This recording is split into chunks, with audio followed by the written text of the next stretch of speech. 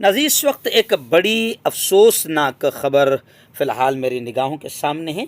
میوات ضلع نو سے حافظ مصطفیٰ آمکا نے یہ خبر بھیجی ہے کہ سرزمین میوات کی ایک عظیم علمی ادبی شخصیت، میوات کی شان، ادیب و اریب اور قلمی شہسوار، استاذ الاساتذہ حضرت شیخ الحدیث و بانی دارالعلوم میوات نو حضرت مولانا محمد اسحاق صاحب اٹاوڑی ابھی کچھ دیر پہلے انتقال کر گئے۔ انا للہ و انا الیہ راجعون۔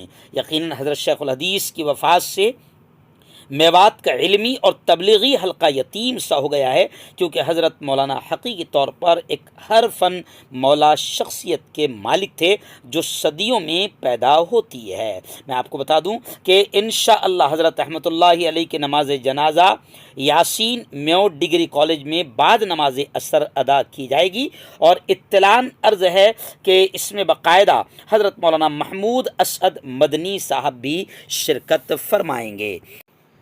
ارد گرد اور اطراف کے تمام حضرات اس بات کا خیال رکھیں اور وقت مقررہ پر نماز جنازہ میں شریک رہیں، دعائیں کریں کہ اللہ رب العزت حضرت کی مغفرت فرمائیں، ان کے درجات کو بلند فرمائیں۔ 105 سال کی عمر میں حضرت نے وفات پائی۔